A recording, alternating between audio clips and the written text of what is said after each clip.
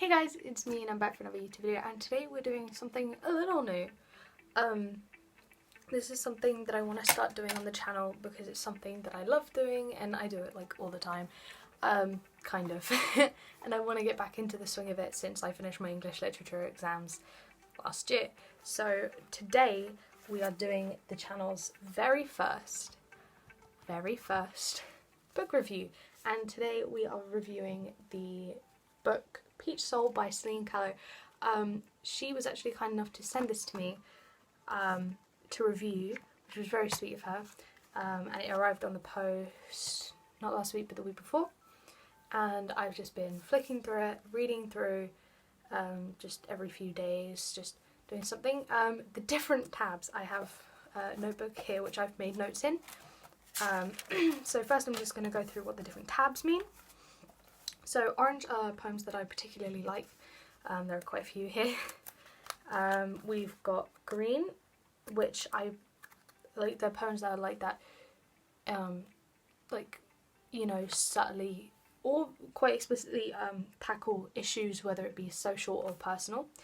Yellow are quotes that I particularly like, and the pink is a stanza that I particularly like, and it's a stanza that I came across which I just loved because of like the metaphors that were used, and the whole thing is just like amazing. So let's just give some overview of the book first. So as I've already said, Peachsoul is by the author Celine Callow. This is the cover, by the way. It's very lovely, and this is the back. It's cut up in peach. It's a compilation of 52 poems ranging from short poems, maybe only being like 4 lines long, to poems that take up multiple pages and have multiple stanzas in them with different stanza lengths. And there are also some hand-drawn illustrations in there from Celine to go with some poems. Not every poem has an illustration, but some of them do. So I'm going to just list what poems are orange, and I will read you some of those.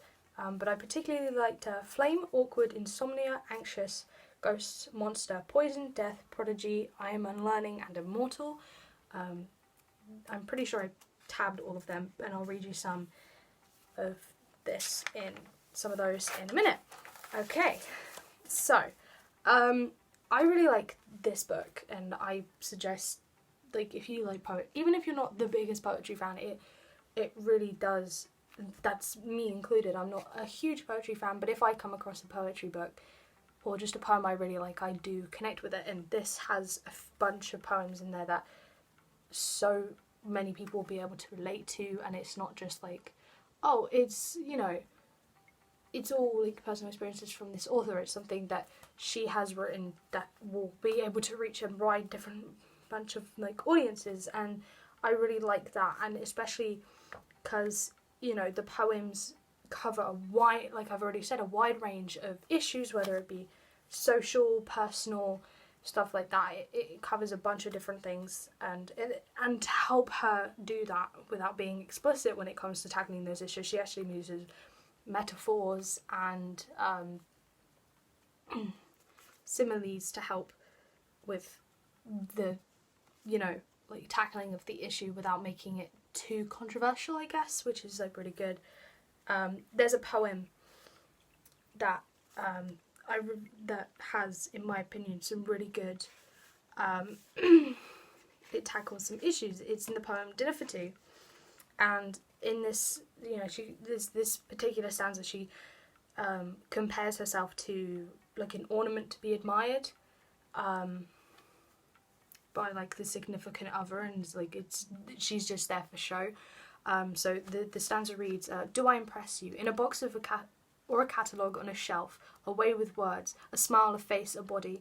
Will you admire me on a mantelpiece, pin me on a wall, bathe in the glory of my surfaces until you grow tired of your construct, your languid impression? And I just thought, that's, so many women feel like that nowadays, that like a lot of a lot of women have throughout the years, is that men have just like gone out with them, and it's like they're there for display, so they dress them up pretty, and it's like you know, we're our own individual people, and I just thought that tackles that really well in kind of like a subtle yet obvious way, where it's like, you know, you just have me on display here, you admiring the way I look, you admiring, and it's just, yeah. And there are a few poems in here that talk about like the toxicity of either friendship or relationship, or how you can even be toxic to yourself, and it's very, very good.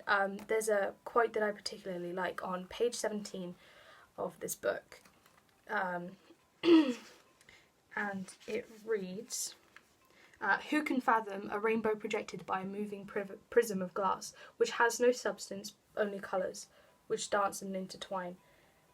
And I really like that. It just, you know, I don't know.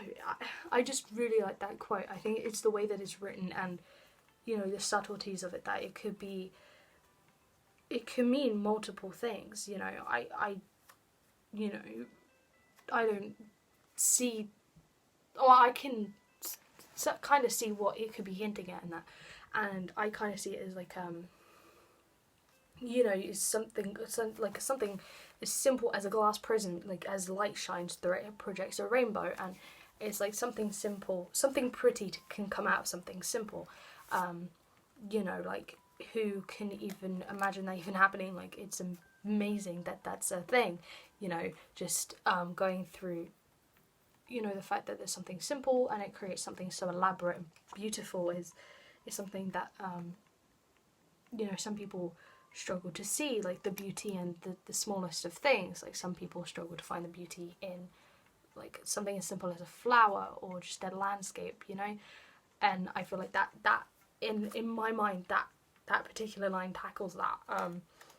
But if you want to know, that line is in the poem 17, which is one of the longer poems in this book. And yeah, it's, you know, there are so many good quotes in these poems. I struggled to just pick a few to go through. You know, there's a poem, let me find it. This is the problem. I've got tabs as well, and it's, found it, right. There's a poem on page 27 called Facetune, and it tackles the issue of people changing the way they look to get approval, like online. So like, people sort out approval from other people they don't know, just to get likes and comments and just to feel validated in that way, where, you know, you don't necessarily have to do that. And it's saying that it's like, you know, there's a line in here, is like, baby, I'm addicted, it's so hard to go without you. It's because, you know, people can go over the top with Facetune, but it's also the fact that, like, you know, once you start doing it, you can't stop it, and it's like, people become addicted to using this app because they don't like the way, you know, that their photos turn out. So they're like, oh, I'm just going to adjust the lighting, and they end up adjusting like everything down to like the facial structure, and they end up not looking like themselves. And, you know, it's tackling the fact that, like, you don't need to use this app to make yourself look better, to make yourself look more attractive, to get the likes, because at the end of the day, you need to be you, because you are unique. And if you try to change the way that you are just to get likes and, you know, validation online, you know, you're not being true to yourself. And once you can see that changing the way you look to get validation is kind of toxic to yourself, then, you know, it helps you go on to that way of improving yourself, and, you know, you stop using the app, you stop doing certain things, and it just helps you build up your self-confidence. So I like that poem because it just tackles such a serious issue, especially in today's world where, you know, Facetune, even if it is just a limited amount, you know, the free version, like, there are so many, even if you get like the full version, it's only £5, which is amazing, because it's like, you know, you are paying to make yourself look different to who you are, and people use it so much, it just doesn't cross people's minds that people are doing that now. They're like, oh, you know, it's toxic the way that they do that. And it's like, you don't need to use an app to make yourself look different for validation. And, you know, it's a very serious issue today, especially amongst teen girls, where they are adjusting their photos to get the amount of likes they want, just because they don't see that, you know, they're okay just the way they are. You know, that's the main notes I've got in here. Now I'm gonna go off on a bit of a tangent. Put that back there. So I'm gonna read you some more of my favourite quotes, and then we're gonna cut to then this is going to cut, I can't speak properly today, to a voiceover, and I'm going to show you and read you guys some of my favourite poems from this book. I will leave a link to purchase this book as a link in the description box down below, so you guys can do it. I might also leave it in the iCard above as well, so you guys can check it out and support Celine. Such a lovely person. But yeah, so let's go with more quotes. So yeah, so let's find one.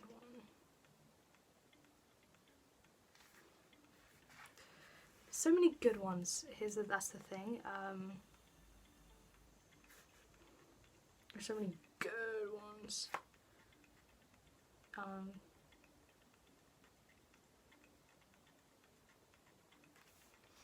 Let's see. This is from the poem "How Can You Know Anyone Really?" on page 57, and we've got the quote. How did you pass time in the womb? Were you sad to be ripped out? How long until your eyes were adjusted? I want to piece it all together. That's I like that one as well. There's so many, you know, they're just, I don't necessarily have reasons behind liking some of these quotes. They just stood out to me as something that, you know, I really like. You know, this is from Give Me Magic on page 69. A beautiful lie, spin your words like gold. No hard truths tonight, rest your tongue. Whisper your sweet deceit. I want to forget, let beauty be truth. Take my hand in yours, my darling. You know, it's like, dude. And then like right next to that is the poem I Am Unlearning, which is one that I'll read in a minute. But, you know, Brighton Beach on page 63. Under an umbrella, we're in the midst of a storm, a pandemic, at the edge of the world, staring out at an angry black sea. Your arm around my waist to keep me, a woman should be strong. Yeah. But yeah, I mean, there's just a few quotes that I really like. Just gonna also as well go through some of the poems that I think tackle such issues. So you've got you know, got the poem Gold Baby on page 70, and it talks about, like, in my head it's like, you know, like money for validation, like becoming famous or like whatever, and it's like the fear of changing,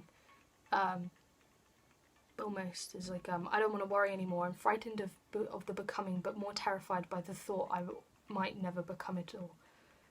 The restless mind is a small ransom in exchange for its depths. It was reckless dreaming, so I listen and I wait for the fleck of gold amongst the wreckage.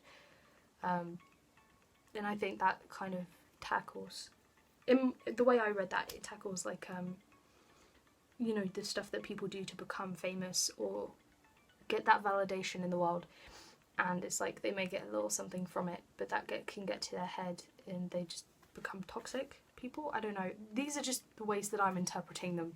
Obviously it may not be like the original intent, but obviously poetry is something that can be interpreted in different ways by different people. That's something I learnt during English literature. You know, it's some literature, especially poetry, is something that has multiple meanings to different people. Like, it's like songs as music. Like, you know, there's one of the songs from Panic at Disco that mean to most to me is Casual Affair, which is a song about an affair, and yet it means something completely different to me, and it just has so many meanings, and it helps, you know, it's weird because that song's about an affair, and my head doesn't see it like that. It's strange, but like I said, like face tuning that. There's just a few, it's just a handful of poems in here that tackle so many things. I can't go through every single one because this will be a long ass video. But yeah, so yeah, that's just a little breadth into Peachsoul by Celine Callow. Awkward. It's easier to call yourself an apple among oranges than try to change the shape and taste of you. Poison. Some have poison set in the brain, even those who are supposed to love us. Poison seeps in first and love is lost. We love them anyway, for peace, for sanity, for the sake of our breaking hearts who urge us softly, saying, let love be the antidote. Insomnia. I hate to sleep. I mourn each day. I love the peace of night. I am myself when the sun's gone down. Anxious. My dad called me his little worried sparrow. To others I was weak, but I saw danger everywhere and still dared to live. If you like, I don't know, because I don't read much poetry. If you like literature or poems that tackle the issues in the world, and these poems are good keep-me-ups as well. If you like anything like that, and please go check it out. And this is definitely a poem book for you. I didn't really come across anything that I didn't like throughout this entire thing. I didn't come across anything that I felt was wrong, because poetry is so vast. You can write like in any format you like, and that's something that it's so diverse. It doesn't really have any boundaries. So I didn't find anything I didn't like. I didn't see any mistakes. It's an overall really good book, and I advise you to read it. It's really good. It's really good. I'll also leave a link to Celine. Not only will I leave a link to this book where you can buy it on Amazon in the description box down below, but I will also be leaving a link to Celine's Instagram and YouTube, so you can follow her on there. And there's a video on her YouTube channel where she talks about like the book, so I would check that out as well. Thank you guys so much for watching this video. If you liked it, attack that button with your likes, and don't forget the subscribe button down below as well to become part of the family, and hit that bell icon next to it to get notified every time I upload a new video. There's a bit of an update to the uploading schedule. So I sort myself to do every Monday. Every time I've been posted, most likely has been a Monday, but I am doing nothing. I have nothing to do. This is quarantine. I just sent in an application to get a job. So let's hope that works out, so I can start earning myself some money. But I have nothing to do anymore, so the new uploading schedule is every Monday and Friday, so that's fun and exciting. I can't wait to put out more videos. I have a bunch of videos planned at the end. So this Friday I have it's like a speed paint / poem kind of thing, and it's tackling different issues, so kind of keeping in the theme of this. So that's that, because if you are unaware, it is Mental Health Awareness Month, so I wanted to do something for that, so that's going to be that video. And the week after that we have, so next week, the two videos that are coming out are one that's very important to me, and we're going to be talking about Supernatural, but it's not going to be a Let's Talk Fandoms video. It's actually going to be tackling a bunch of different things, and I don't know about the video after that. I might read another book and do another book review. We don't know yet. But yeah, thank you guys so much for watching this video. Again, hit that like button if you want to see more content like this, and hit the subscribe button and hit the bell notification one, and whilst you're at it, so you get notified when I upload every Monday and Friday. This is going to be so much fun. I love you guys so much, and I'll see you on Friday. Bye! But you don't care, you're unaware. Keep moving like the scars aren't even there. It's in the air like a blazing flare.